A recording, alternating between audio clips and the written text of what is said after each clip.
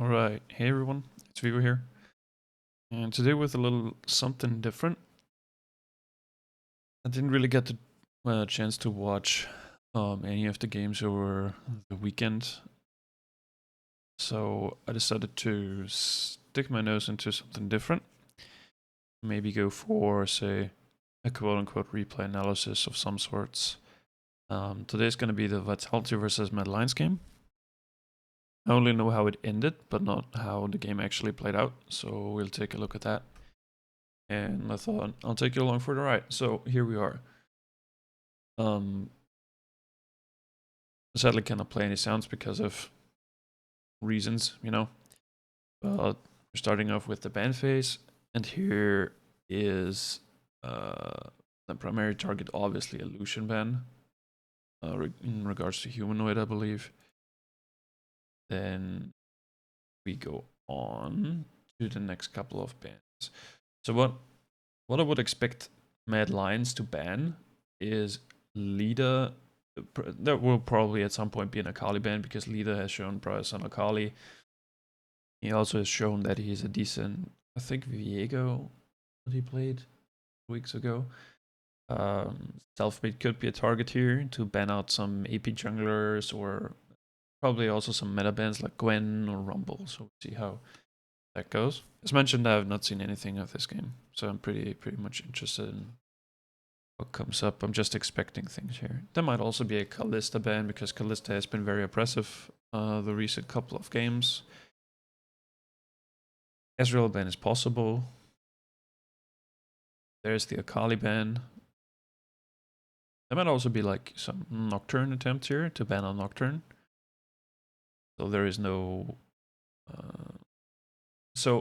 my beliefs of why there is a Nocturne ban is if you allow the Nocturne to play his game... Oh, that's a very thin line, excuse me. This is better, yes. If you allow the Nocturne to be played, it not only incentivizes Nocturne, but it also incentivizes Fiddlesticks. So I think that's the reason why Nocturne is banned here, but Nocturne is overall a pretty decent meta pick, which can be quite strong. Let's see where the rest of the draft is heading. So now I think there will be an incentive for a Gwen pick, or a Gwen ban, actually. It would make sense, because Gwen at the moment is pretty strong on patch 11.12. I'm not really sure where this is gonna go. As mentioned, there's just some ideas that I have. And there's a Xin Zhao ban. Yeah, that's a good ban too. Xin Zhao at the moment a very strong jungler, very oppressive. Lee Sin ban. I don't really think that Lee Sin is that much of a threat in the current state of the game in the LEC, I believe. But nonetheless, it's fine, yes.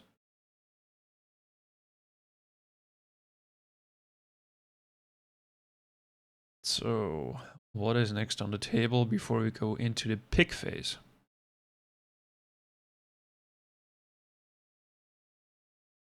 A Thresh ban, obviously. Okay.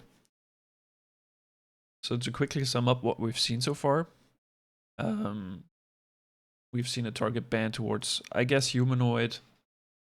Because Lucian with, I think, what's it called? Ceruldra's Grudge is pretty good if you go for it second, as I think Faker has shown on some streams or something. The Nocturne ban, as mentioned, is a meta ban in my opinion, and also a quote-unquote second ban for Fiddlesticks, because Fiddlesticks has less value if there's no Nocturne ult, or less impact, to say that. Lee Sin, I'm not really sure if this is a good ban. I think Lee Sin is manageable in some regards. Less of Akali and Xin Zhao is less manageable, in my opinion. So at the current meta, Akali and Xin Zhao just are very oppressive or really strong, even though you set them behind in the early game. And they also have some... They come back, and even though they're behind, they're still very strong for some reason. So, excuse me. So yeah, those two bans and those two bans I completely understand. Thresh is me, yeah. I guess nobody wants to deal with Thresh anymore and play their own supports, but yeah, 5. I'm still learning with this drawing tool, so forgive me if I mess something up here. So now we're coming to the picks. If SLT was to go for a pick, there would be two options. Either he goes for a pick that is strong to be flexed into multiple positions, say top, jungle, mid, or is it control shift 6? Or he could go for top, mid, bot in combination with a Senna. I cannot write with this tool. So that is the options. Or he goes for a quote unquote first pickable champion, which is called When. So either that, or he will go for something completely different, and it will be, or it could be quote unquote a Draflex champion. So let's see what awaits. It's a Varus first pick. Okay. Varus is okay at the moment, or pretty decent at the moment, because you in the last couple of games we have seen Varus was picked into a Kalista, it was picked into a Tristana, Kalista was picked into Tristana, so I'm pretty interested in how Medlines respond to this pick, if it is either going to be the Tristana or the Kalista, because Kalista is not banned. If it will be, say, a Kalista Nautilus or something. So obviously the Gwyn's off the table, and here is the self-made pick, which is the Rumble Jungle. Rumble, very good clear speed. Only Fiddlesticks outmatches him on this patch, I believe, because Morgana has fell out of the meta, I suppose. And here's the Kai'Sa pick. I'm not really sure what to think about that, but yeah. I kind of have to play this out of my head real quick. Because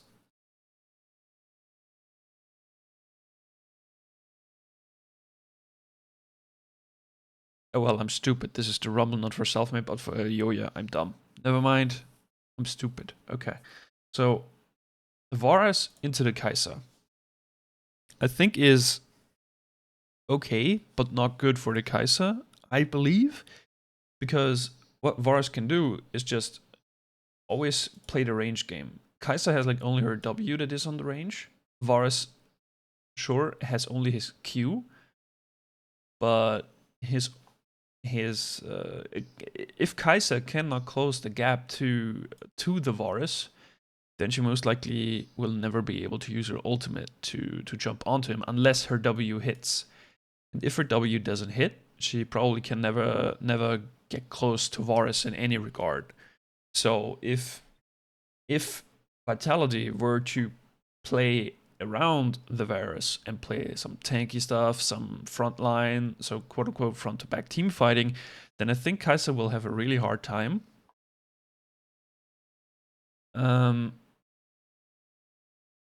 But we also see Viego, so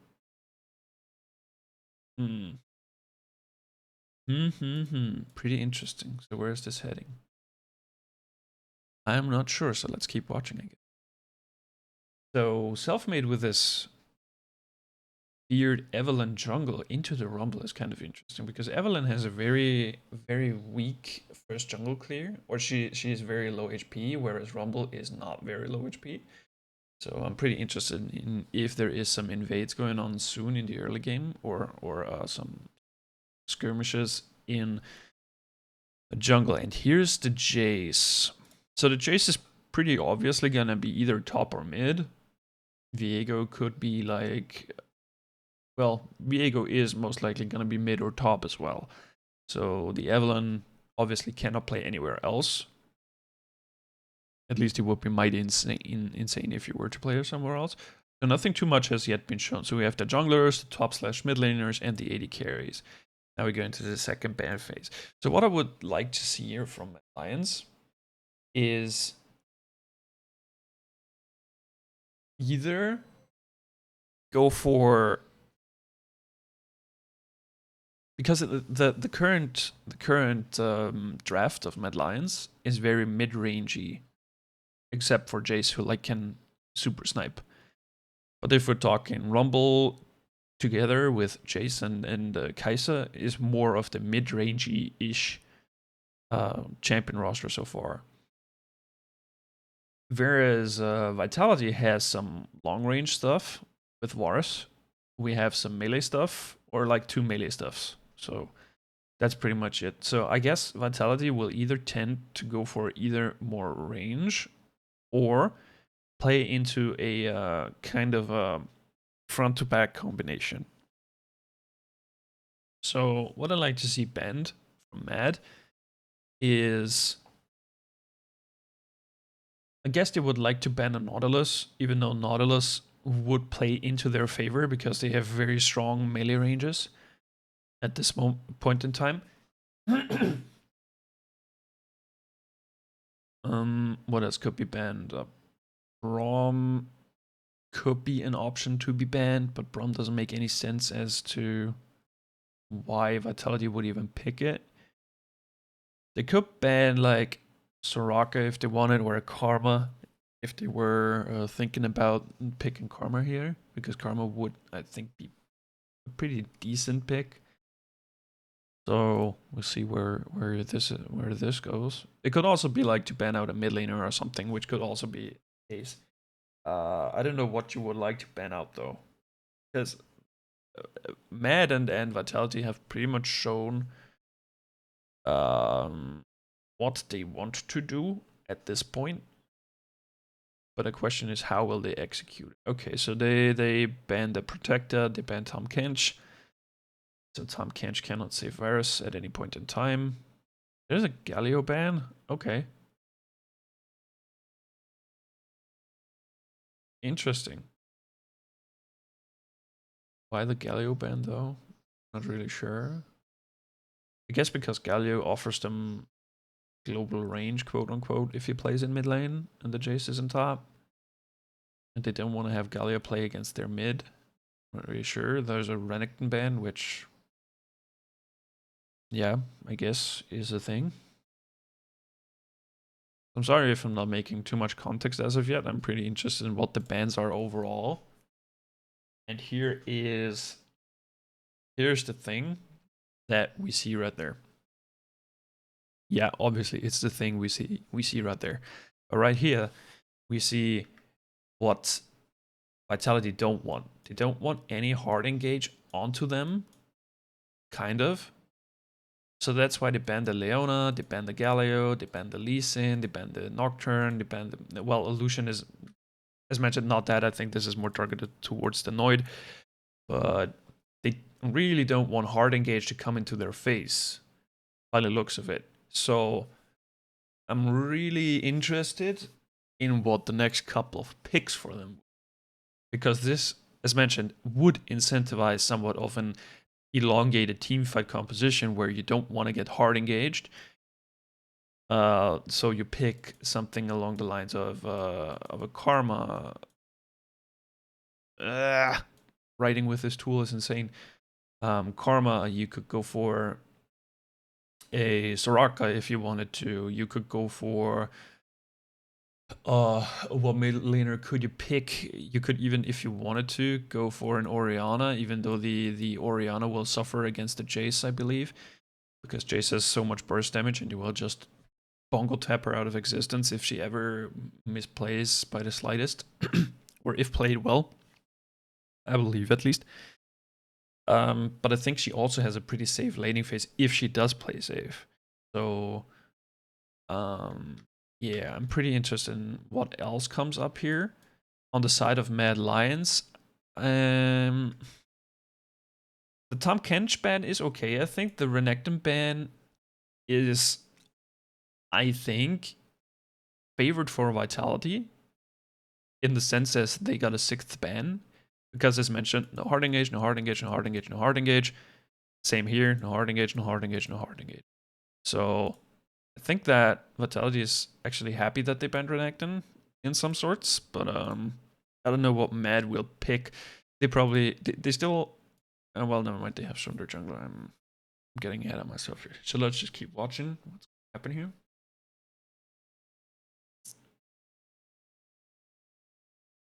Those lines are not from me, by the way. Those are actually in the stream or in the VOD. So there's the Nautilus. So they want to go with hard engage, as expected. What medlines do. Here's Braum into Nautilus. Okay. Okay. They really don't wanna.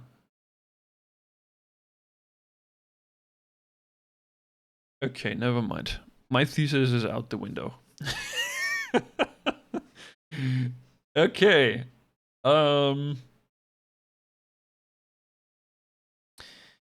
Mighty different.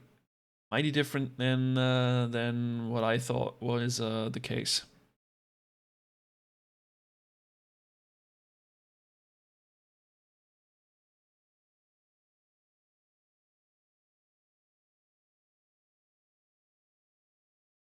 Oh well, those lines are from me. I'm stupid. How did I get there? Okay, so now all the comps are revealed. And what we see here is, as mentioned, a very aggressive mid-rangey composition by the Lions. And as I thought, not that protected is Vitality. But what can we expect from a team fighting perspective? Now we have SLT with the set into the Jace. I think the Jace will have, in the early stages of the game, a better matchup. Just for the simple reason that he is melee and Jace is ranged / melee. So Jace will have, in terms of matchup, I guess, an easier time. So talking junglers, the Evelynn and the Rumble. So if I think that Rumble has to invade pretty early, so that he can set back, or he does not allow Evelynn to snowball. So the onus kind of to do something is on Rumble, because if Evelynn stays untouched, Evelynn will have the potential to either one-shot Rumble, one-shot Kai'Sa, and one-shot Nautilus. I'm not sure. Well, if she gets really big into the game, she can probably one-shot everyone. But this is something we have to look an eye or keep an eye on throughout the replay if Rumble ever tries to match Evelynn inside her jungle, because I believe that Evelynn has, after she performs a clear, she has pretty low HP. So if Rumble tries to go for an early aggression, it's definitely possible. The Viego into the Ryze. This is kind of... I'm gonna get rid of this real quick. This is actually kind of really weird, because Viego will probably suffer under Ryze's pressure, because Ryze is, well, ranged and Viego isn't. So yeah, I'm not really sure if Viego is ever possible to get down to a 1v1 against the Ryze. I think that is pretty favored towards the humanoid. And in bot lane, it's kind of I guess protect the Varus comp, because Braum and Varus is a pretty decent combination, because they can proc Braum's passive pretty easily if Nautilus ever decides to jump in. So Kai'Sa will be probably pretty dead then and there, and Braum's E against Kai'Sa's Q is also very strong. So I think that this bot lane here will be the stronger bot lane than this, also in team fights later on. I think this is the gist of what it boils down to. So a quick comparison again. The team comp of Mad Lions. We say we have a set in the front line, we have a Viego kind of quote-unquote in the front line, say actually a little bit behind because he's squishy. We have a Varus very far away, and we have a Braum in front. And Evelynn is somewhere probably around here, looking for a flanking maneuver. If we're talking Mad Lions, we have Jace about here, we have Ryze about here, we have Kai'Sa about here, we have Nautilus in front, and we have actually Rumble a little bit in front, I believe. So what we have here is just this 5-man squad that tries to either crack the front line or split the front line apart to get access to Varus. The question that I'm asking myself, or at least that's what I'm getting from this comp here. The question what I'm getting from this is, if they ever engage, Evelyn has very access to their squishy targets, say the Kai'Sa, say the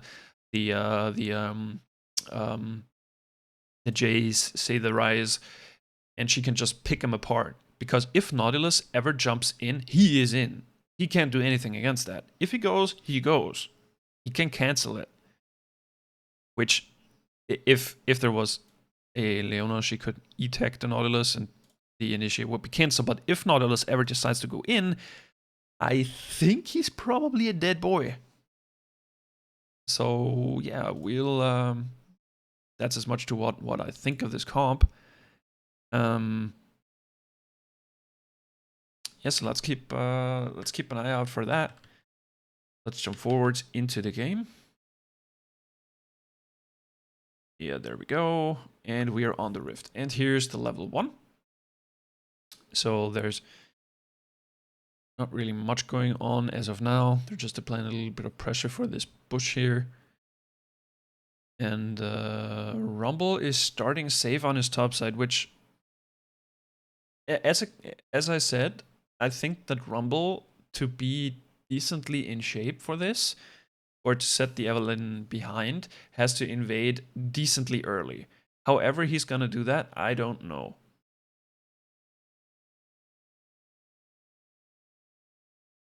So this is just the early stages of the game. Not really too much going on there.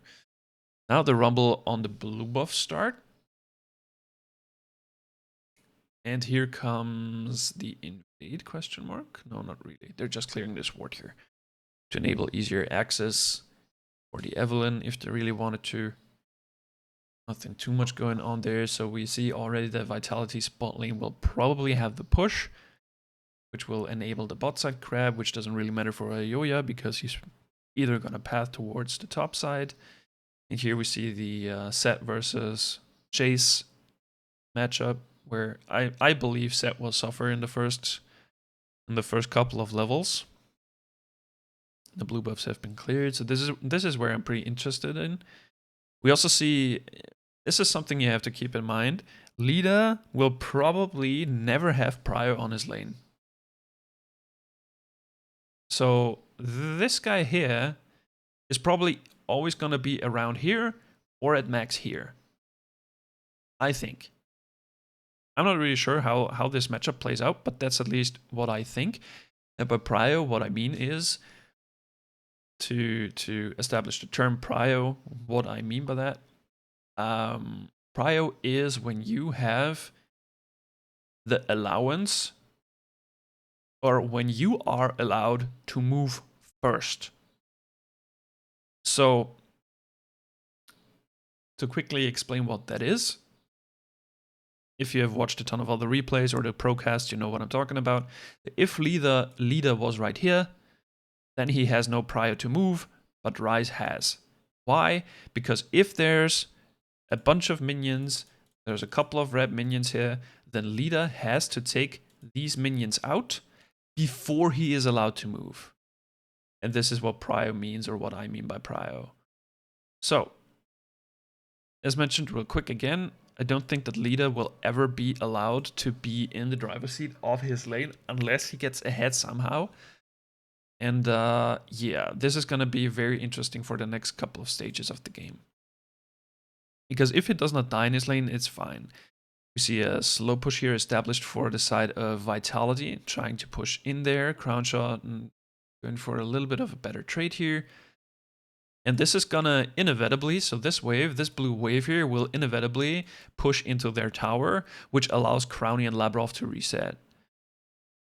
So, as you see, there's like 1 caster minion and 3 other blue caster minions, which means there's 2 stacked waves already. And at this point, Kazi and Kaiser cannot really do anything against that because they just now took a worse trade because of I think the Guardian of Labrov procced and gave a shield to Crowny, Brinko correctly, which made up for a little bit of a better trade, not too much, but a little bit of a better trade, and now they're just playing passively and kind of just playing the waiting game, I assume. They will just pick off the front line, and here is what the topside matchup looks like. Ahmed will bully the Set pretty much in the early stages of the game because Set cannot match the range of Jace. So nothing too much going on as of now. Ahmed is just picking up his farm in top lane, denying Set the farm, and here the wave is pushed in. As we saw, Humanoid trading pretty strongly against Leader here. Leader cannot do anything, he cannot really walk up, he just has to farm as best as possible. Aoya clearing his birds, and Evelyn also on the red buff already. So the junglers have both the same clear speed at the moment, which I honestly did not expect. I thought Evelyn would be a little bit slower, but VITvsMAD is a good jungler. And he's also pretty decent HP. So here comes the teleport. They're already setting up for a dive. And what this dive comes down to, let me see if it first of all works. Humanoid and counter TP. Okay. Set pulls him in. Is there anything coming off of it? Probably not. Okay. Lead.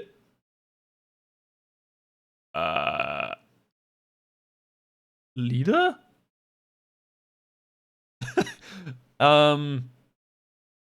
All right. Let's jump back here real quick and look at this. So, through good management by Ahmed and bullying Set out of his comfort zone, so where he couldn't farm, we already see a discrepancy in level. So here's the level 3 to the level 2. So Ahmed's already ahead by 1 level, which is, compared in base damage, pretty strong. We see a play that Mad Lions do decently often, do very aggressive plays, go for early leads, very strong pushes, whatever. Playing overall pretty aggressive. And this is the TP by Humanoid, as you've seen before.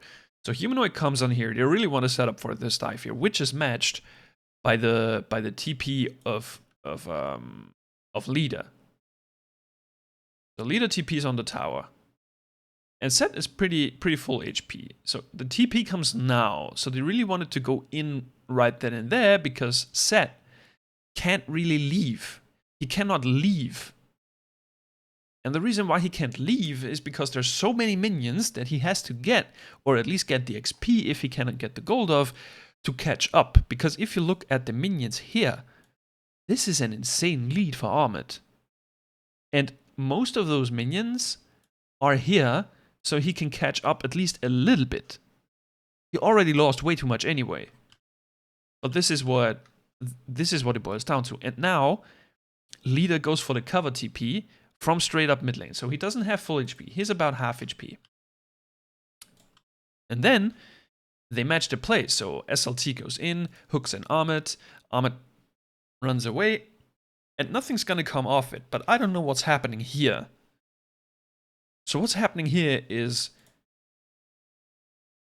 either Leader was in total autopilot. There was a mechanical failure on his mouse or something, or whatever, or he just brain lagged. I don't know. Because Set doesn't want to fight this. He will lose way too much here. This fight doesn't make any sense. And while Leader engages here, doesn't make any sense either. Because if you look at it from this angle here, there's a ward. And this is something they know because it's their ward, right? So Humanoid and Ahmed are hiding in this bush here, which they know because they only have seen Rise for a split second here, and then Rise is over there. But where's Ahmed? So now what Leader should realize or recognize is that Rise is here and Ahmed is somewhere here. He should be somewhere here. Why does he know that? Because the ward has vision. The ward sees, I think, right about till here. So Ahmed could also been here. That's a miss on my part. But this is where, this entire section is where Ahmed could be. And Leader just doesn't recognize it, or doesn't. Okay, yeah, whatever. We're kind of over this whole rant, but this was a very int play, to say the least, by Leader, which puts him behind, because the wave, as you can see right now, from mid, is coming into Rise, which is fine, which is totally grand goody for the Rise. So he gets a ton of resources. Leader lost an entire wave, and Rise catches the wave he was, quote unquote, about to lose, and catches the next one as well. So this is overall a very, very good early lead for the side of the Lions. And see, he comes back, he gets all the 3 melee, like, okay, most of the melee minions, and he could even set up for a freeze if he wanted to. And taking a quick note back to what we were talking about in the early game, there's actually nothing going on in the jungle. They're just power clearing their hearts out. And they're on the same pace, actually. So Evelyn is actually a little bit faster here. Already got the crap, now Yoya got it. And here we have the replay of the top lane, which as mentioned was kind of, yeah, I don't really know why that happened. So SLT applying a little bit of pressure now. The wave is still, quote unquote, running away from him. Ahmed's trying to get the early advantage in the kills here. Has to be careful though. So Ayoya setting up for a mid gank. Lida out of position, is getting rooted. This might be the death of Lida. Has to flash. There's a bunch of vision that he has. He will go for the plant, and here comes the Nautilus hook, and he's knocked back into them, and Lida is dead again. So this wave is pushing out or away from Rise. We know that Lida has no TP, and this is pretty sad, or this is pretty bad,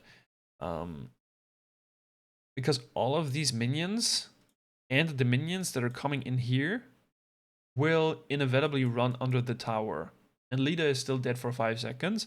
So Rise, if Rise manages to push this out in 5 seconds, then Lida will most likely lose this, and okay, that's a ton of circles, I'm sorry. Then he will at least lose this entire wave, which consists of about 7 minions. And it sets him behind even further, which he's already behind 10 CS and 2 kills, which are on Rise, by the way. So his matchup is not going to get easier anytime soon. So very, very early lead for the Lions. Excuse me, let me get rid of this ring here. And, whoops. Well, SLT manages to push the minions on the tower. Selfmade's here, but Ahmed knows it. They really want to set up for this dive, but SLT will take a bunch of tower hits, but they actually managed to get the dive here. So let's recap that real quick. Where did that play start off? How is Ahmed not allowed to fight the set here? So this minion wave is stacked. There's a couple of bad trades going on, I suppose. This all starts off from this play here. So the wave inevitably will bounce from this play on outward. And Set is allowed to push out his wave, because Armor wants to trade more on Set than he wants to lower the minion's HP. And if he's low in this under tower, then he will be probably dead anyway. And this is what Selfmade realizes from the spawn right here. Because if we jump a little forward, we see him walk through the topside jungle. He just ignores his camps. He knows this dive is coming, and he's going for it. So Selfmade, realizing that the push by SLT will enable this topside gank. And Set on dives is pretty mean, because his W, like I think the Haymaker, allows him to tank even more with his shield. So this is where they commit to the play. SLT going in first. Selfmade is here already. SLT going with a Haymaker. Ahmed pushed under tower even further. Flashed right there, almost into the Haymaker, and Selfmade flashes after the kill and just picks it off. which allows them to get the next wave. Ayoya is here, was a little too late for the cover here. So they will kill Ayoya here as well, if they manage to play that correctly. But I think they will just run away. Okay, here comes the TP Bahamut. Now Selfmade looking to turn this around, but nothing's gonna come off it. So SLT probably has to reset, has to come back to lane, and then, or TP back to lane, and everything's fine in this world. In the bot lane, not too much happening. We see even CS all around the board, so there's not too much going on there. Just playing a calm and collected game. I think they both realize they cannot kill each other, at least until someone makes a bigger blunder. As mentioned, SLT TP's back into the top lane. Lida is looking for a gank towards the bot side. Turns back around. Okay, so this is something pretty nice. So what Lida does here is after the ward dies, it still has a little bit of vision. What Lida does is he goes out of the vision of the dead ward, which signals Mad Lions' bot side that he's coming to gank us. He wants our asses. But then he just turns back, goes into the bush, which allows his bot lane to get a little bit more breathing room. Or breathing room is relative, but to give them their farm safe and sound. If we look at this, Lida goes out here, he goes down here, goes back into this bush, and we instantly see Nautilus and Kai'Sa fall back. You see that? They're already running away. They're already leaving and playing it very, very safe, which is completely fine. There's also another point, may it be to Lida or may it be to the wave state. It could also be made an argument to be for the wave state, because there is no reason to stay here. I think it might be actually both.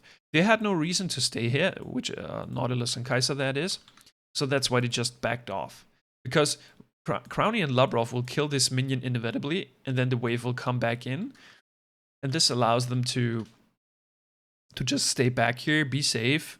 They might have seen Lida go for the rotation, but they just, yeah, respect everything together with the wave state.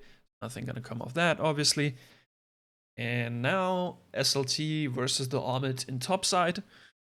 Pretty interested in how that plays out. Lida obviously on the short end of the stick here against the Ryze, who is very strong right now. As mentioned before, I wonder how this matchup will play out, because I think Ryze or Humanoid will always have the priority to move first. And here goes the Initiate, Kazi taking a chunk. And this is a small little combo that just deals huge chunks of damage, because Labrov just hits his Q, Kai'Sa gets slowed, which allows Crowny to land the easiest Q of his life, because he gets slowed by so much. And then they have to back away because Kazi's low. Kazi probably looking for... No, he's not looking for a reset. Why is he staying under tower here? Because Rumble is bot side. And that's why they want to set up for a gank. But Crowny and Labrov playing it pretty calm collected, pushing their wave very slowly, stacking the waves as much as they can. Kazi has to stay now though. And Nautilus is leaving as well. So here's something weird. Just a food for thought.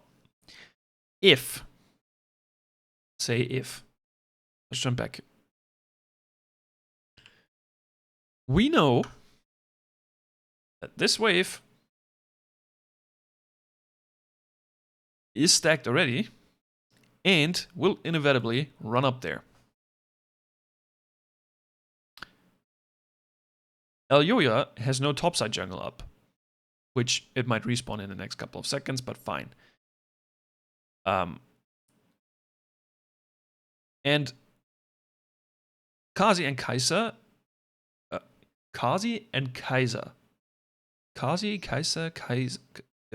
okay. They will not be able to contest this wave here. That's why Vitality are pushing it slowly, obviously. But Ayoya doesn't even care to kind of relieve the pressure on him. because Kazi is low. And if he paths down from blue, there is at least a chance to push off Labrov and Crowny from their wave, allowing Kazi to farm it off, I believe. Even though this wave's gonna come into your tower inevitably, it's fine. But they have no info on where Evelyn is at this point, I believe. Let me jump back a couple of seconds. No, they have no info on Evelyn whatsoever over the last, like, couple of seconds, or at least half a minute, which is a lot. So, yeah, I'm not really sure why they didn't do that, but yeah, I guess it's fine. That's something that would have been in the cards, though. Could have been something that alleviates the pressure from bot lane, so they can play a little bit safer. But now they're kind of in this predicament where a Yoya can't go anywhere. He just has to farm, and Kaiser leaves his lane to go either clear vision or look for a play. Now Crowny's looking for the reset. Or no, he does. He actually stays.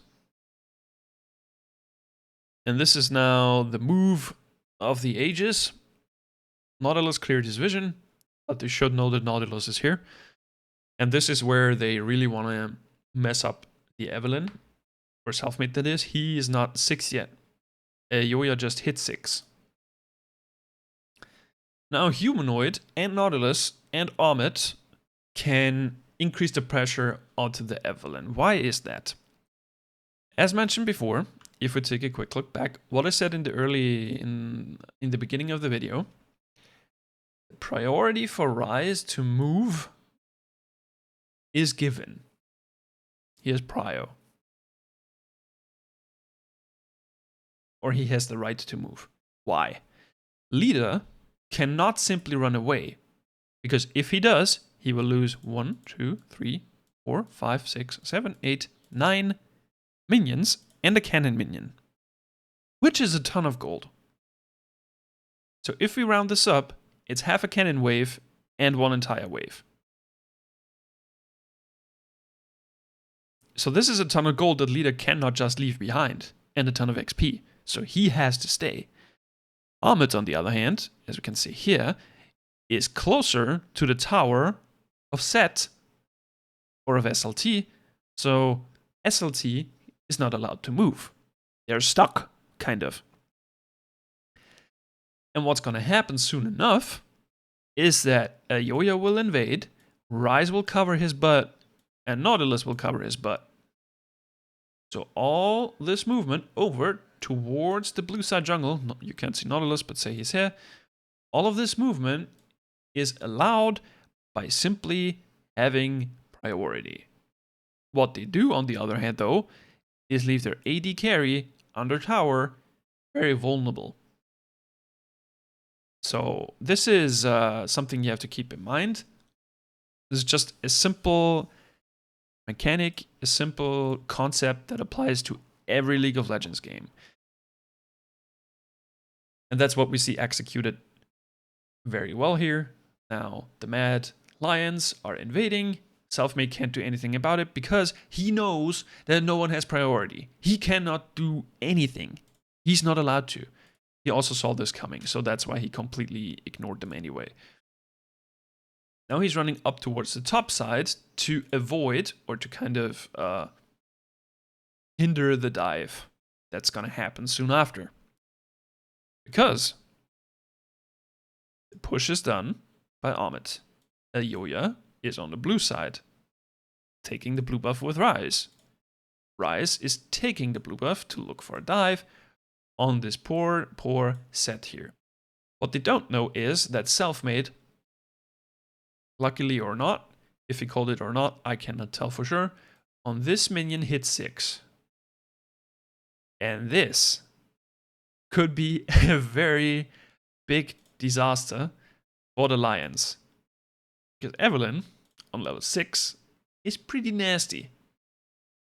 because she's invisible. And here comes the dive attempt. Set, as mentioned, he also has his W, so he gets quote-unquote bonus HP. Here's the charm onto a Yoya, so we'll now see how this develops. SLT with the shield, here comes the ultimate of the Rumble. So Rumble is kind of out in safety now, but Humanoid is stunned. And here comes the, I'm gonna call it the suplex, whatever. He suplexes Rise into this wall here. Rise is super low, and this dive has gone all to hell. But SLT dies anyway. Rise ults out to safety. Leader tries to come back from his mid-wave push, but nothing's gonna come off it. So even though Selfmade was covering, SLT still died, which is a shame. But they managed to keep them in check very, very strongly. So Humanoid almost died. If they played it a little bit better, then Humanoid might have died. And here we are now in the bot lane, where the next action occurs. As you see, there are still minions under the tower. So I guess, let me jump back real quick. Whoops. Jumping back real quick. So what we see in bot side occurring here, while all this happens, is, as mentioned before, they know this 3-man dive's happening. So what bot side does, what we see in the left side picture, is they push the wave under the tower and they go for the dive. And this is what I meant from before, that the AD carry is left vulnerable, because there's a 2v1 now. If we take a closer look, they're just running up the lane. The flash Q from Lavrov sadly misses. Kazi with a response flash. And here's Nautilus hex flashing over the wall. Or did he flash or did he hex flash? I'm not really sure. He jumps over the wall and they're trying to face off against Kazi now. Kazi's getting executed by Crownshot's arrow. I think with the W. No, it was not with the W proc. And then to try to take out the Nautilus, Lavrov always trying to step in front of his AD carry to get the stuns through on the Nautilus. So he gets slowed and stunned. And now they return the kill onto Kaiser as well. And they also get out to safety, get this entire wave, and there's another wave. So if they want to, they can just recall here. And that's probably what they're gonna do, I believe. Right? Now they're gonna catch the wave. Are they? No, they're leaving, I guess. So here we see the play unfold again. As mentioned before, the 3-man topside dive allowed them to do so. And I think they reset. I think they actually reset, which is smart. Because what it allows them to do is go back, get their item spikes, or get their better items, and then come back to lane even stronger and still get most of this wave. Because what you see right here is what Crowny and Lavrov had on the tower a couple of seconds ago. So this is where all the wave management comes into play. What we see here is 1, so say 1, 2, 3 minion waves. Why 3 minion waves? Because there's like 9 caster minions, and 9 caster minions equals to past 3 minion waves. 3 minion waves of the past. And Crowny, or Mr. Crownshot himself, is able to pick all of this farm up all for himself, which is super nice. He loves that. That's very nice. And Lavrov not even here to snag some of the XP, just some of it if he wants to. No, he's leaving. All the XP and gold, all for the AD carry, which is very nice. Here's the first invades play. No dragon has been taken, by the way. So all the action has been in all the lanes, and this is very big for Vitality's bot lane to be 2-0 against Mad Lions' bot lane. And this is what we talked about in the draft as well, that they most likely will have a better lane matchup, and Kazi and Kaiser will not be allowed to walk into them. Because if they do, it's just gonna spell disaster. This is the first dragon for the Mad Lions, though. There's not too much to talk about here. There's not that much up in the jungle side for a Yoya, so we will just go ahead and snag that. And bot lane had quote-unquote prio, or say Crowny was slow pushing it away, so he wasn't even there in the first place. Now, Selfmade's looking for a gank onto Armored. I'm interested in if this is... Oh, he hit the charm. But sadly, the E of SLT didn't hit, so he couldn't pull Amit back in. The Herald is taken for Vitality side, as we've seen before on a little replay. There's not too much to talk about at this point in time. All the action has already happened. And Ilyoya is looking for an invade, but he has been spotted. So this is where 4 players will probably collapse onto Ilyoya. So we see Selfmade walk in, we see Labrov and Crownshot run in, but Ilyoya getting the call from his bot lane that, yo man, there's somebody missing here, so you probably shouldn't take that red buff. And Ilyoya is smart enough to move away, which... Excuse me. I'm not bored. I'm just not used to talk that much. Coming back to what this means though.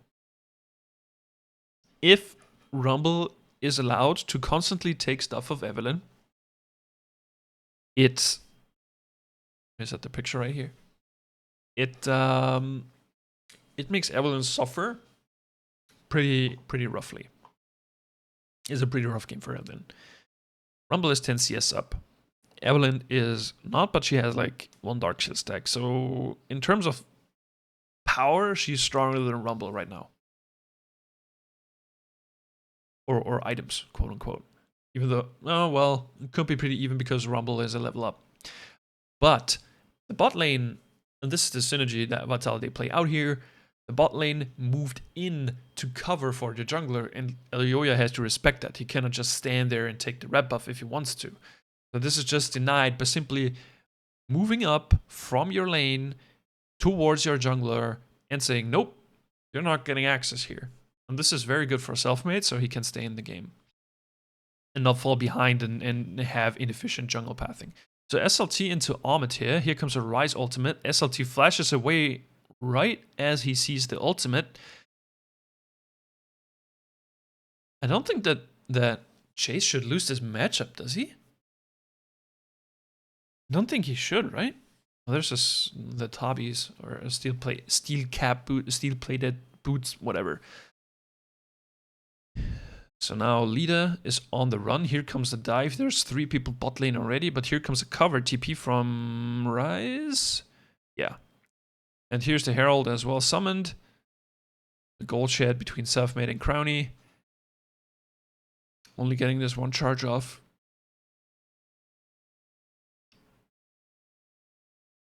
And now they're looking for it again.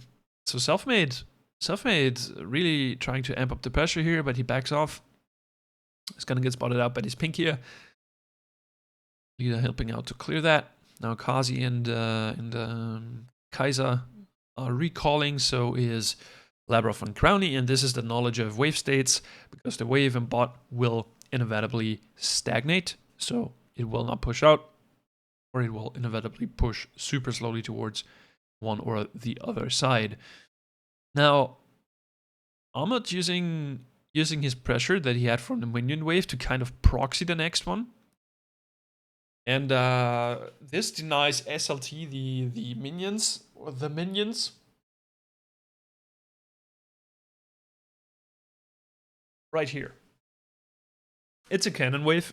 Cannon waves are always welcome, as you know. And cannon waves are worth a bunch of money.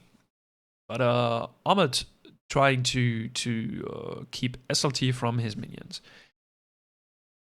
And to actually see where this play starts out. Let me jump back here real quick.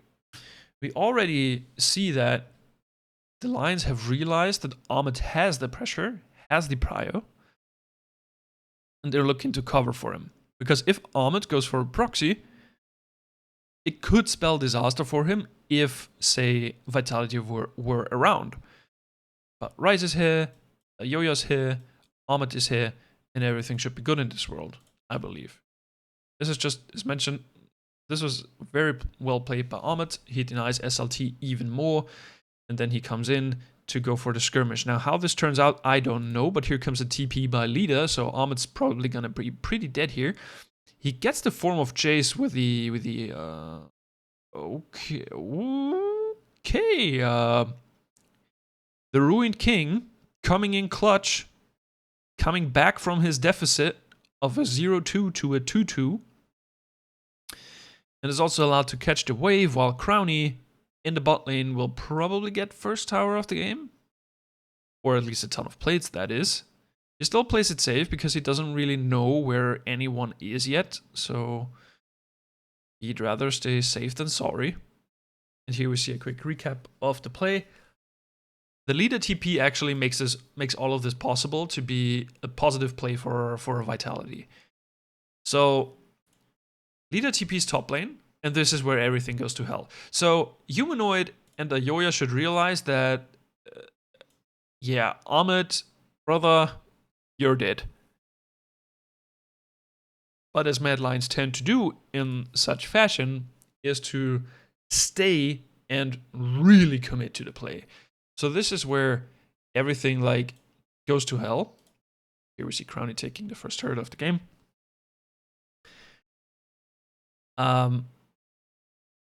It's just a 4v3, and even though Ahmed, Humanoid, and Ayoya might be quote-unquote ahead, it doesn't really mean anything. It costs Ahmed the flash, it costs Ahmed his life. Labrov is here with his ultimate. There's the instant stun onto Humanoid with Selfmade's ability procs onto the passive, and yeah, Humanoid is just dead. And Kaiser could have been dead as well if it wasn't for his hook. So, yeah. We see a Divine Sunderer onto Viego. Okay. It's kind of interesting, I guess.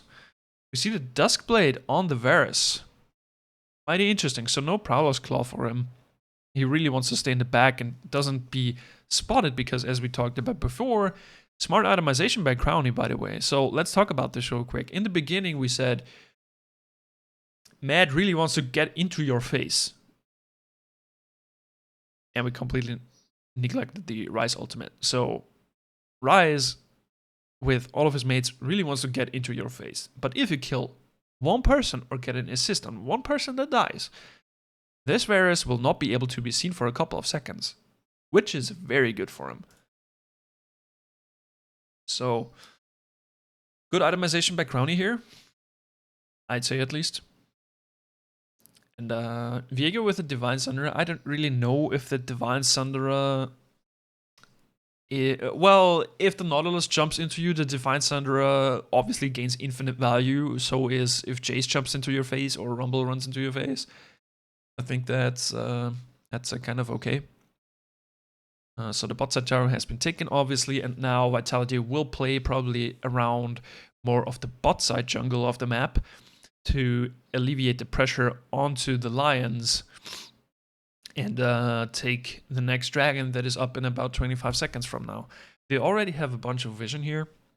And what Mad Lions will do in response is probably go for a play around the top side, as we can see. They really want to get this set dead once again, and he realizes that and already runs away. But why does he, though?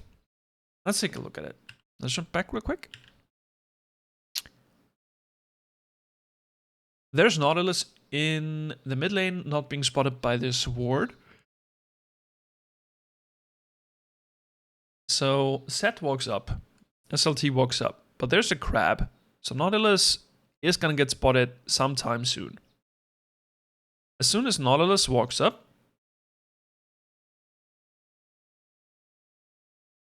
there's vision, and Ryze is gonna get... I don't know if Ryze got spotted by the crab, I'm not really sure. But SLT respecting the possibility at least. So there's question mark pings right then and there. And they know, this kind of falls under deducted reasoning, that there is no member of... actually, let me draw this bigger. That in this entire section of the map is no member of the Mad Lions. They can't really tell about anything else, though. So, well, it is to be expected that they cannot be here as well, so they have to be kind of on the top side because there's nothing to gather from this jungle, and since there's the push in the bot side and the pressure towards kind of this direction here, that the Mad Lions will be up there somewhere. And this is what SLT realizes and runs away, but here's a Rise ultimate with a Yoya. So now SLT is stuck under his tower again. Tries to clear out the minions as fast as he can, but will it matter in the end? He gets a good Haymaker off and pulls them back in, but he just dies inevitably in the end. What Vitality can try to do in the meantime, though, is collapse onto Kazi, which they probably will. Kazi is alone, Kazi gets stunned, Kazi is dead because Evelyn is okay champion. Okay champ, and this will enable their Cloud Drake. Very well played by the side of Vitality. Very I think if SLT were to realize this a little bit sooner, I obviously cannot say if there was anything mentioned in the comms or something, but if SLT would have realized it a little bit sooner, I think he would have been fine. The question is, would it have made any sense for Vitality to rotate over? As things unfolded, I would say no, because this at least enables another death onto Kazi, and as long as Kazi doesn't get online in this game, I think that I'm not really sure if it even matters if he comes online. He's so far behind right now. Like, if look at the gold difference. There's about 600k, 600 golden kills on Varus alone, and he has about 50 more CS. Let's make it like 40 CS, whatever. He's 40 CS up.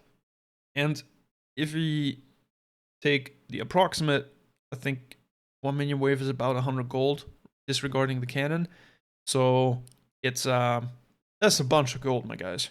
That's a decent chunk that is only in Varus alone.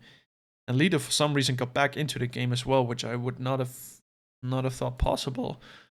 But this will be the top tower for the side of the Mad Lions, which if we take a look now, we have kind of a split map. So Vitality can really play around this bottom side of the map, while Mad Lions can really play around this side of the map. It's kind of literally split in half here at this point in time. Now we keep on watching here. What can we see? We have a Rise with the Everfrost, the Eclipse on the Jace. Seth not being able to finish his item yet, so he is pretty far on the back foot. His Mythic not completed yet.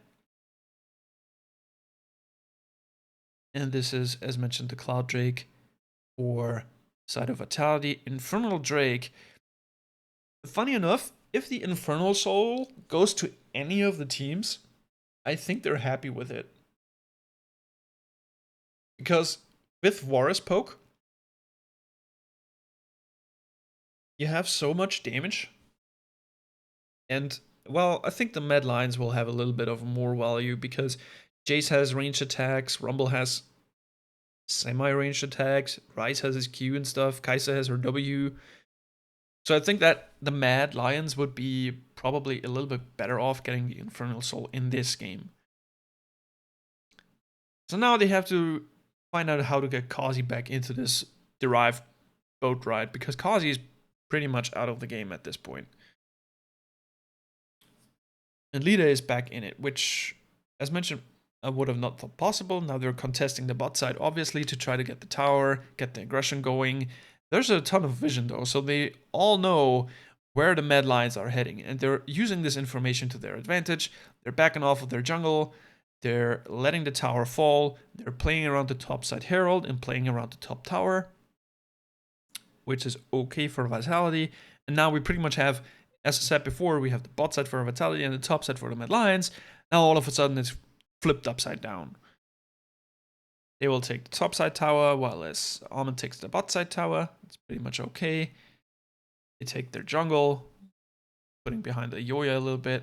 Ayoya and Evelyn are kind of the same champions right now, except for Ayoya being one level up. SLT taking the short end of the stick here again. The bot side tower is being pressured.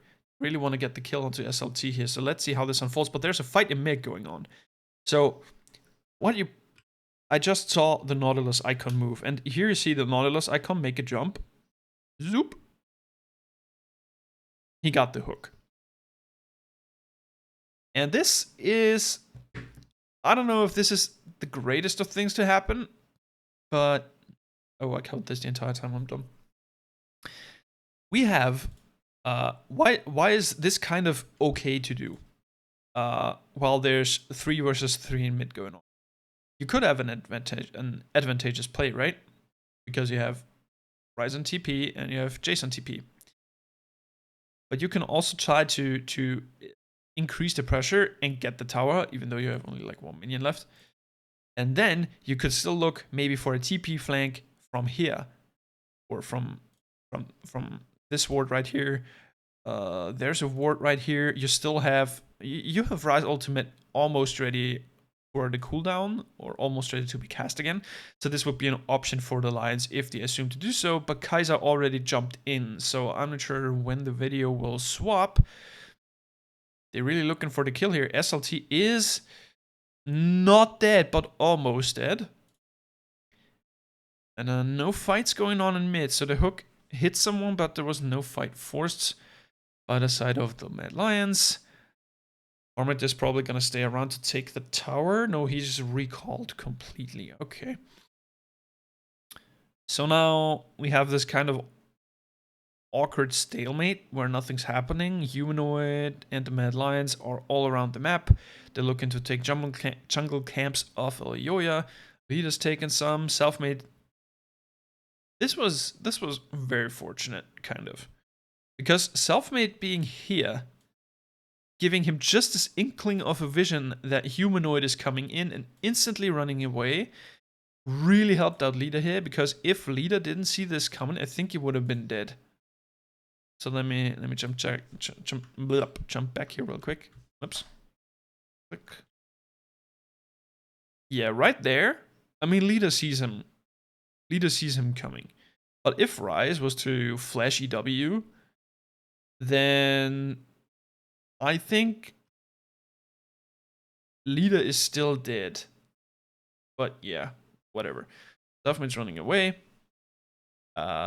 Just playing it safe. The Herald is still up. Will probably not be taken in the next couple of minutes. SLT is really biting the dust here. He is really far behind. It is Set though. Like Set still offers some value, especially for displacing the team fights of Mad Lions. So if they want to go in, if Nautilus hits a hook and they really don't want to like Nautilus being in their face, SLT can just press one button and sayonara, my guy. And the Herald for the Mad Lions. While SLT is in bot lane pushing, he knows he is safe and sound, as we see by this replay analysis here. Vision, Set is safe. He's allowed to do this. If he had no vision, he wouldn't be allowed to be here. And all of the lines recall. In the meantime, there's also pressure put into the mid lane. This huge wave going into Ahmed's favor. They try to counter jungle as much as they can. There's no vision inside their topside jungle, which is not that great, I'd say. Because if you have no vision inside your jungle while 2 outer turrets are under siege is not really the best feeling. Because in every bush could be someone to just simply pile drive your face, like I said. And this will be one of the engagements where Vitality just back off because they're in a disadvantageous position. Leader is in topside. Leader has TP though. So it will probably come down to a play where Leader comes into the backline of Mad Lions and look to make a play happen. But nothing too much going on. It's pretty much just a ping pong, right? The top lane is getting pushed in, the bot lane is getting pushed in, the top wave's getting catched, the bot lane is getting catched. Or well, the top lane is actually not gonna get catched. Or caught, whatever. This Herald charge will go through. It will kill the tower. It will deal as much damage as possible to the tower to keep the Herald's HP a little bit higher. And it will not get the second charge off though. So now they will fall back into their own jungle, try to get as much farm as possible back into the resources they have available. So if we take a quick look at the itemization here. The chase with the Eclipse is pretty okay. Eclipse is a pretty decent item on Jace because it deals percent damage, percent health damage. And Set is gonna be one tanky boy, and Braum will at some point also be one tankier boy, so this is kind of fine, I believe. The Protobelt and Rumble, Protobelt and Evelyn is okay. The Stride Breaker, keep in mind this is not patch 11.13, so the Stride Breaker still has the dash and slow. So if Set ever needs a gap closer, aside from Flash, he still has the Stride Breaker ready. So that's something to keep in mind here. Viego with the Divine Sundra, as mentioned, I think Viego doesn't get that much value from the Divine Sundra unless the Mad Lions jump into their face. Then he gets kind of infinite value because he can't just hack away at them, which is fine. The Duskblade, we talked about it before, pretty good for Varus to be invisible when 5 people try to jump onto your face and insta kill you. There's also more protection for everyone on the team with the Solari. Locket of the Iron Solari, if I recall correctly. So Braum just presses a button, everyone gets a shield, and he also has his Guardian to give a little shield, so it's fine. Kraken Slayer on Kai'Sa.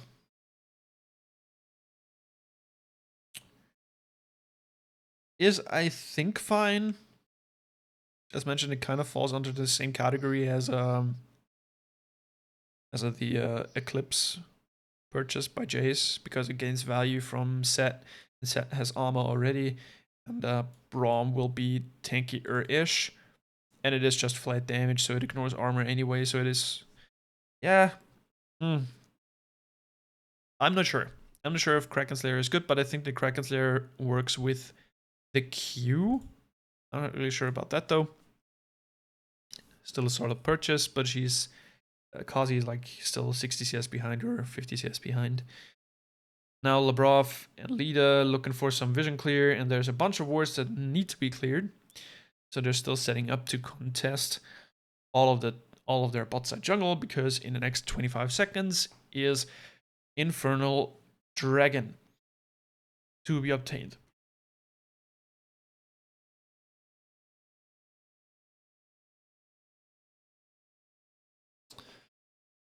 And this is where they're using their, this is where the term prio comes in yet another time.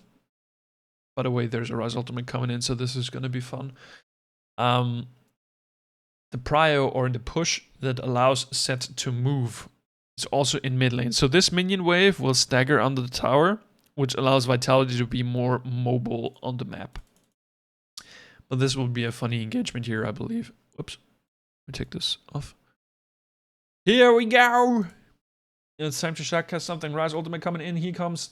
Elyoya with Humanoid, Kai'Sa in the backline, and Armored also on the back foot, but nothing's gonna happen. Off it, the Mad Lions just contesting the minion wave and try to push them off of their dragon to get the advantageous soul points for themselves, or the advantageous dragon points, while Lida in the mid lane romps down the tower. Vitality have to run away now. Now here comes the Zoning Rumble ultimate to slow down kind of the backside, the Nautilus Hook landing onto Labrov, but Labrov with his ultimate and shield, they try to fight this off, and here comes the displacement that we were talking about, like the Set ultimate from the backside here, throwing all of the side, well, SLT was here before. He ultimates everyone into this kind of quadrant here, while Crowny in the backside is completely safe and sound. Leader's gonna come in either from this side or from this side, and I think that this fight is pretty much topsy-turvy for Mad Lions, even though Selfmade has taken a huge chunk of damage, already down to half HP.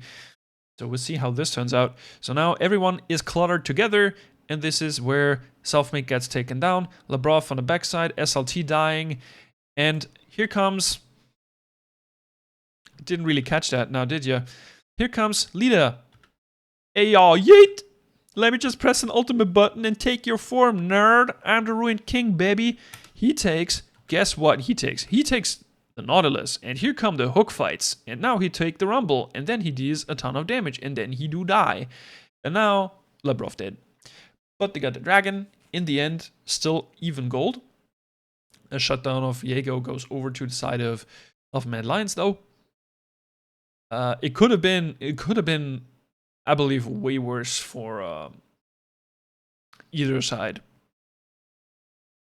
Because imagine if Leader is here a little bit earlier. If Leader is like right here.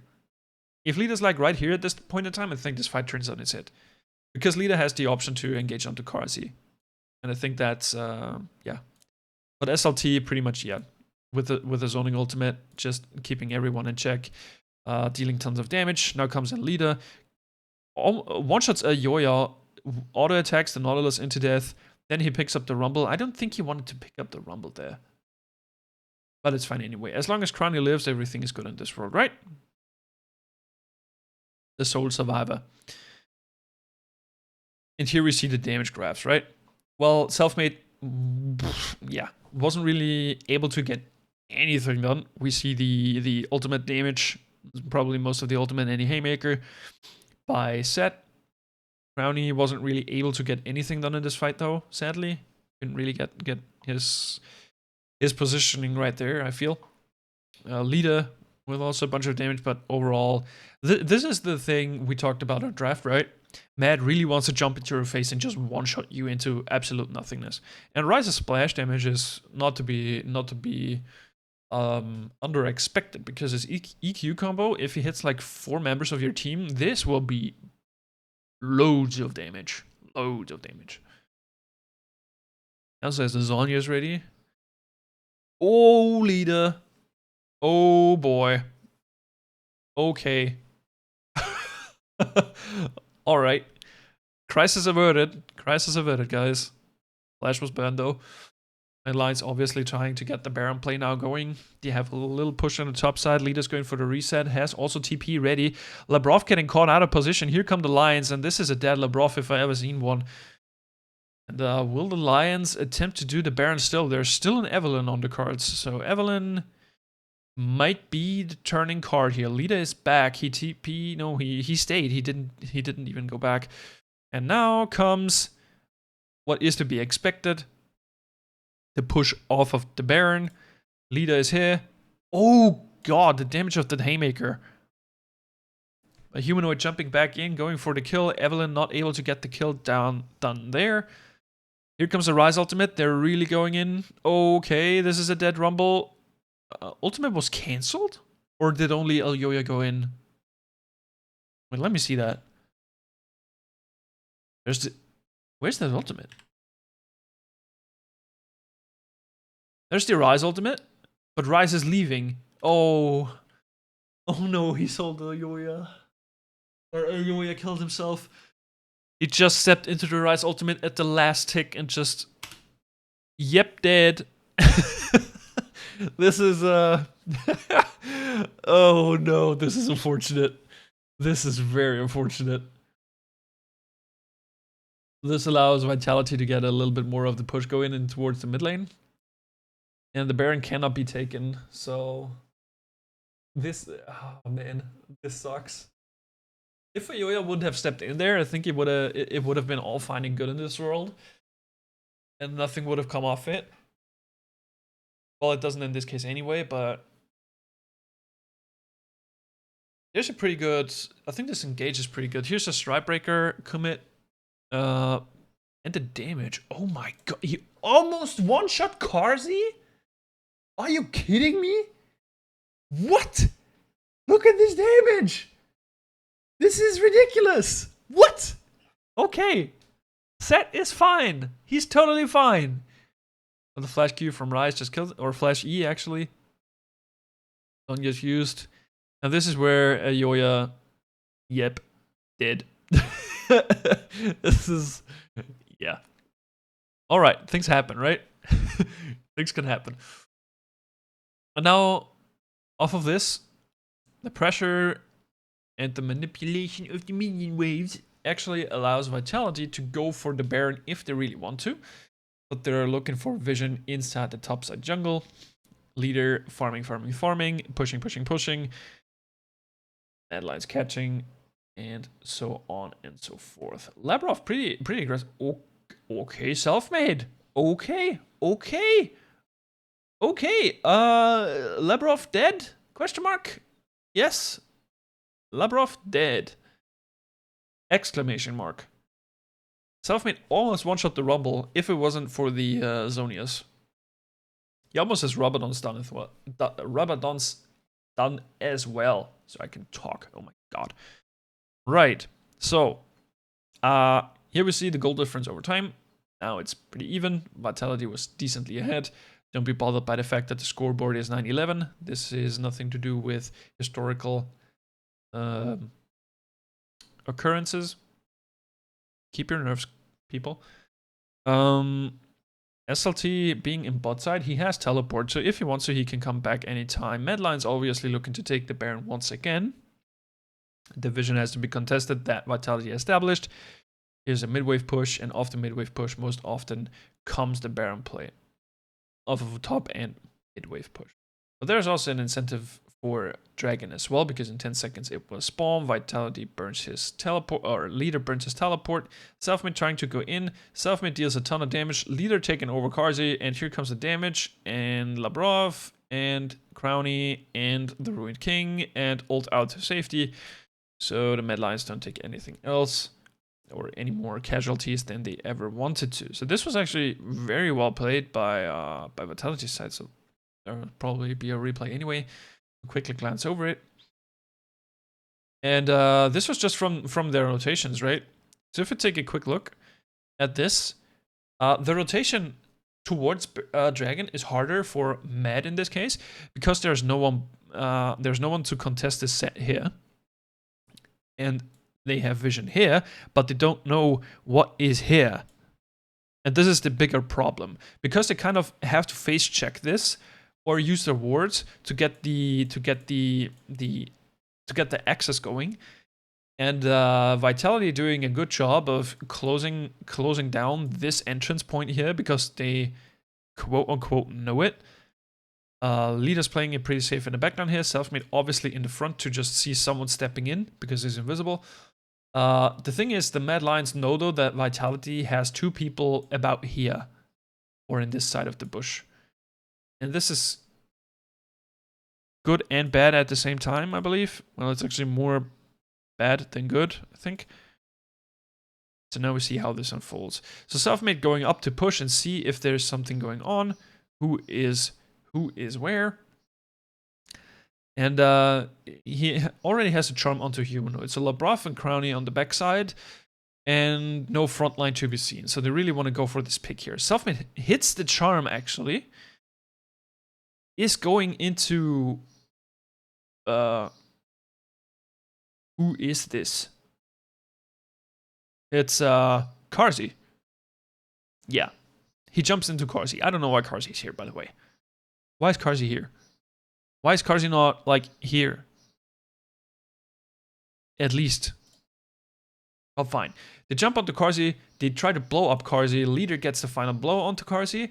Selfmade is out with his ultimate. Down to safety. Here comes a teleport by SLT to cover.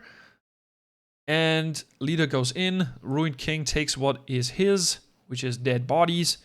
Now he takes the Nautilus, and this is the end of it. So Vitality setting up for the Baron. Nothing too much happening there. Mad Lions just starting them off.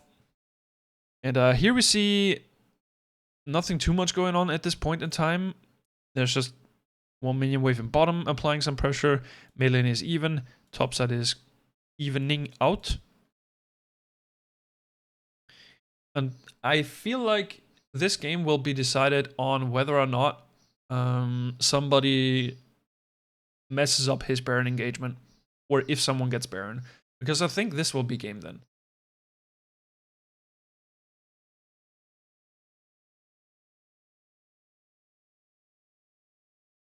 Upside pushing in now.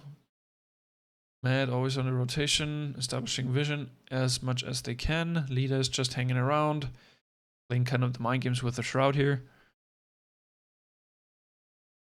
Pushing out the mid wave again, and now they're trying to set it up. And this is, again, to come back to a point once and forever made. As they push out this wave, this gives them some breathing room, because Mad Lions cannot just let this wave die, because it's resources that are necessary or useful, especially for a Karzi that is 2 levels behind compared to Crowny. And after this, then they have the move. But until this isn't cleared, they can't really do anything. And this is something that Vitality does really well. Leader shows in top side, trying to apply the pressure on the top side now, which in the end evaluates to the same thing, right? It's the same point over and over again. But this doesn't crash under the tower. Oh my god. I'm yawning to my heart's content. I'm sorry. So now Vitality is backing off. They're not as a 5-man group yet. And they're trying to invade this leader on the flank. Here comes Crowny. Crowny and Labrov on the backside, but there's no Selfmade to be seen. Selfmade's not invisible. Here comes a Rumble. Nautilus hook. Labrov just tanking. Flashing out. Or did he just W? No, he flashed. This is just the tank potential that Braum has, and everybody is throwing their stuff all at Braum, but Braum just doesn't die here. Braum has to recall though, so the question is, can they do anything against this Baron now? Because this is gonna be risky, but will it be? No. Okay, SLT is most likely dead. Selfmade trying to blow up a Yoya. Okay, this is bad. Here comes a pile driver. The pile driver actually kills the Rumble? Okay, Armor flashes away. Kazi's left alone in the pit. Kazi will die. And that's all she wrote for it. There's 2 kills for 1. Oh! Leader. My boy. Almost getting the Nautilus there on the teleport back. The recall. On the teleport back. Yeah, sure. So here we have a quick recap, right? So SLT is in the front line here. Selfmade obviously tries to come in from the side because Evelyn invisible and deals tons of damage, obviously. SLT is just here, just taking names. He's just tanking. While Leader in the backside is trying to kill Humanoid. So SLT is just he's just closing this door. He's just coming in and kicks this door. While, as mentioned before, Crowny can just sit back, relax, drink a cup of tea, and just shoot some arrows. If he wants to. And this is ultimately the fall down or the collapse of Mad Lions' teamfight here. As a Humanoid gets zoned off, he Selfmade jumps in, tries to one-shot a Yoya. It doesn't really work that well. Here comes the Haymaker, dealing tons of damage as well. Humanoid has to flash away, so Leader cannot kill Humanoid, but almost does. Now comes the pile driver. Boom. Rumble dies. Armor flashes out, and Kazi's left alone with a stopwatch and just, yeah. That's it. And this means just 3 Baron buffs for Mad Lions. So not that much Baron value as they wanted. Well, at least something. But Kazi isn't like gonna get in. Look at the difference. Look at this. This is 330 farm to 230. What? How? This is a 90 farm difference. Excuse me? And 4 kills. Crowny is the biggest monster in this game right now. He has Muramana completed. He has the Edge of Night. He's going for the Ceruldo's Grudge right now, which is probably not far off at this point. And wow, this is insanity, guys. This is if this Varus hits with his Q, then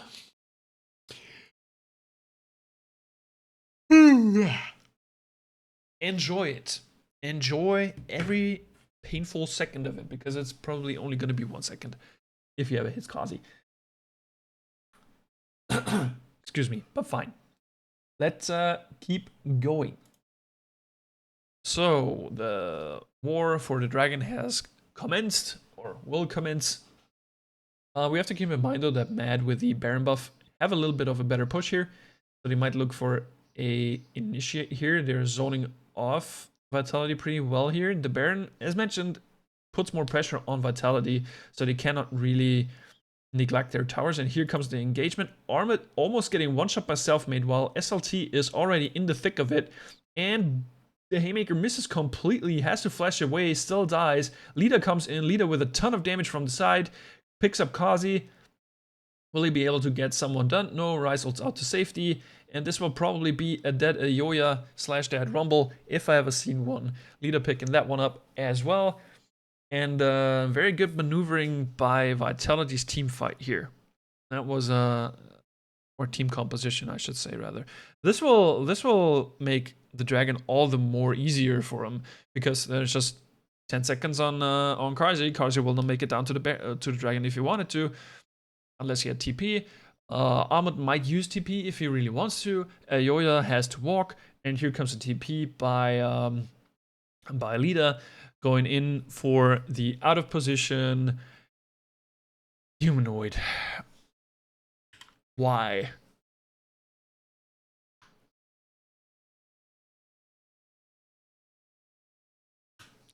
I wonder why. I really wonder.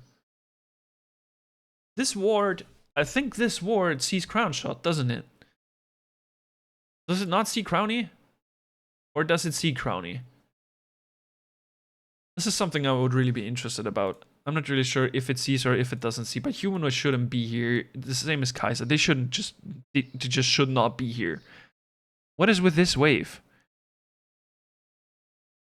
No one's gonna pick it up. This wave just dies for nothing. And leader is topside, so I understand that they wanna be like putting some pressure on, because as mentioned in 10 seconds is the dragon timer, but still it's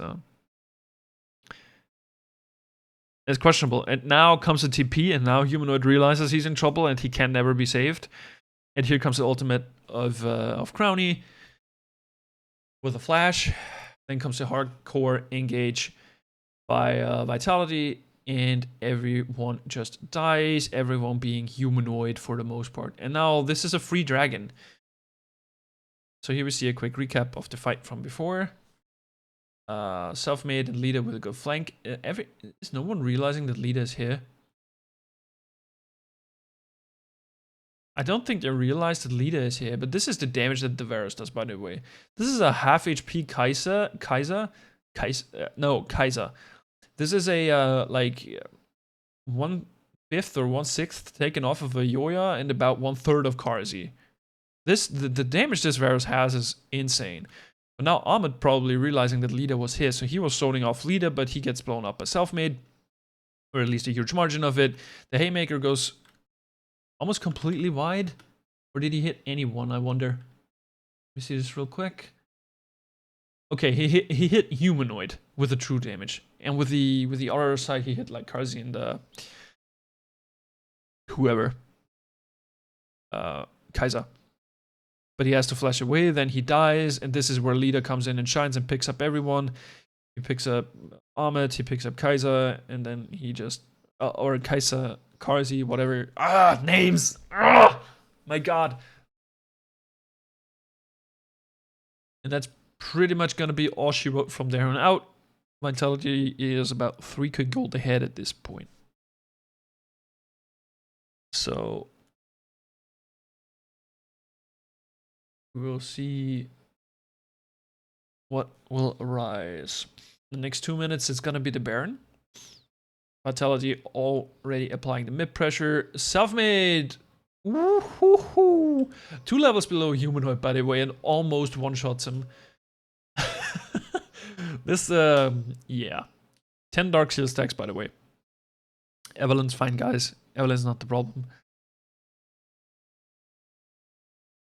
So, here comes the siege, quote-unquote, for, obviously, Infernal Soul has been taken for Vitality, and this will enable Varus to deal even more damage. So, Riddler Scrutch completed. What the next item will be?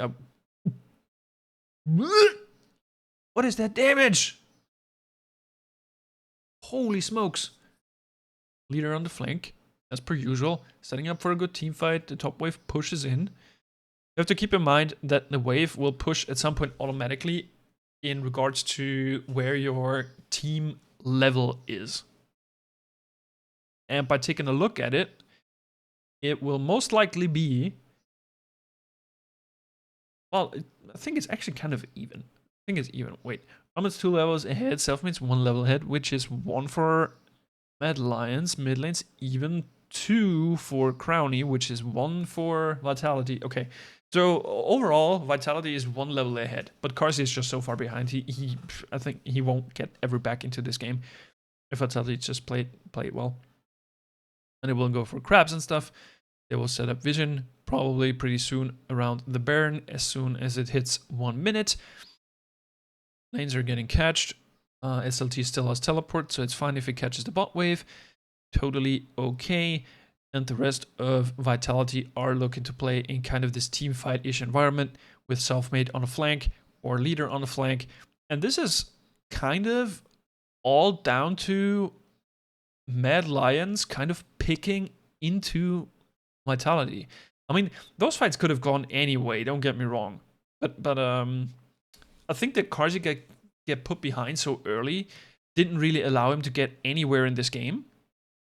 Leader has to ult to safety, so he doesn't get picked off by Nautilus here, or Mad Lions. SLT TP's in. There's 30 seconds until Baron. The push power of Varus is pretty obnoxious.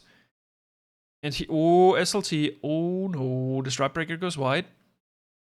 Will it go back in? Okay, zoning ultimate from Rumble. Selfmade cannot one-shot Armor here. Leader is in the thick of it. Oh, the damage of Varus! Oh my god! Okay. Okay. Oh, okay. Yeah. It's fine, guys. It's totally fine. It's totally not fine. This is GG, I guess. This is the end of the game. This could have gone... This fight could have gone to anyone's favor. So this is pretty much GG by this. Well, let's take a quick look at this fight again, how it unfolds. So, SLT is actually out of position here. Very far out of position. So, Humanoid deals as much damage as he physically can, which instantly procs Sterex. And now, if we look at it, we have Crowny on the side, protectable Labrov, Leader on his island, Selfmade behind. So Selfmade, in this scenario, I think, would love to be around here. But it's fine in any regard. So SLT is just backing off here. SLT just kind of out of the fight anyway. So now Leader is trying to find an engagement here. Nautilus comes in. And this is what we talked about before. If Nautilus comes into the Ruined King, it's mostly going to be disaster for the big divey boy. So Leader getting accompanied by Labrov. Humanoid gets chunked by an arrow. Selfmade trying to blow up Ahmed. Here comes the zoning ultimate of Rumble as well. And we have Ayoya kind of on his island here. So if anyone wanted to commit onto Ayoya, he is pretty much dead. Because the composition of the Lions is to kind of fight in this huge death ball. Which is not given at this point in time. Like, Ahmed is kind of separate. Ayoya is totally separate. These three people, not so much. So now let's keep watching. SLT is still pretty low. The Sterex will decay. And here comes Ahmed jumping onto Selfmade. Selfmade has to ult to safety. Disrupting the edge of night. So Leader is now going onto Humanoid. Labrov in the front line. Labrov is just here to say, hey, yo, I have a big shield. I can tank stuff. And this is where Humanoid... Or Armored actually, and the Ayoya take a huge chunk because the damage of Varus with Infernal Soul is absolutely broken, and we see 3 stacks on the passive of Braum. And now the Nautilus goes onto SLT. Leader is in his environment. He thrives. I don't know why Carsey jumped in. Why did Carsey go in? Carsey, what? Why? Okay, are you seeing this? Carsey just walks into this bush. He just casually walks. Look at this. Why? I do not understand why he walked there. It doesn't make sense. He cannot. He shouldn't. No. No! Okay. I think he would be better off being about here, behind his Nautilus, but fine. So Carsey just gets one-shot by Leader and SLT. Leader picks up Carsey's form. He then tries to initiate the... He tries to go onto Humanoid. He jumps onto Humanoid. Humanoid gets blown up to pieces because it gets executed by the Varus arrow. In the meantime, Selfmade blows up Nautilus. And yeah, that's pretty much all she wrote. Because if we take a quick look here, Selfmade trumps the Nautilus. Nautilus is just dead. And here's the execute arrow from Varus. And yeah, well, that is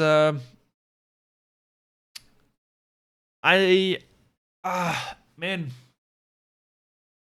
it's so hard to say what is right and wrong at this point in the game. But Lida is massive, and so is Varus. So they really funneled the resources into the right players. And even though VITvsMAD is through the entirety of the game not really showing off anything, look at this, and look at this, and look at this, and at this. This Evelyn is a fucking, excuse my language, is a friggin' monster. She is big. And in the end, it doesn't really matter, right? But the insanity that is this team fighting by Mad Lions, it's just insane to me. So what it comes down to, I think, in this game is that a couple of things. One, Season 1, I think the draft. I don't think the Kai'Sa is a good pick.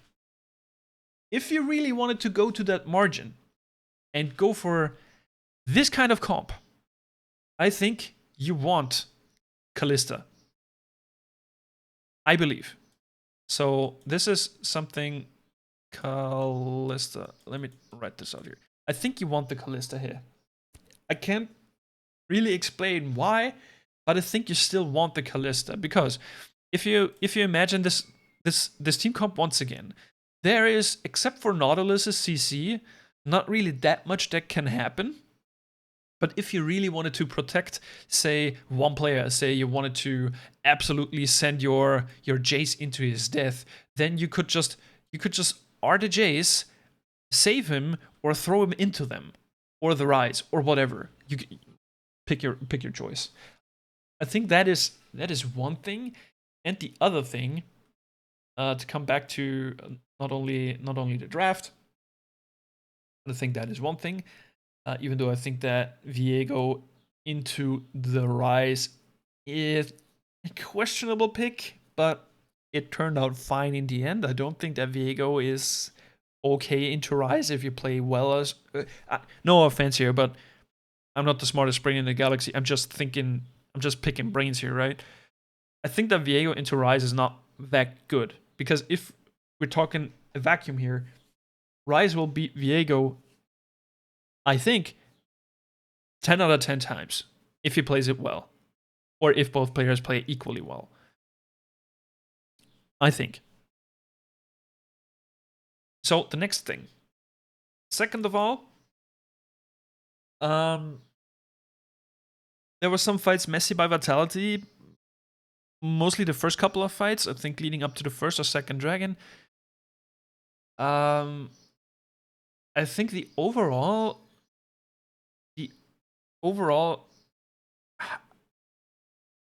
I don't know if I should call it moves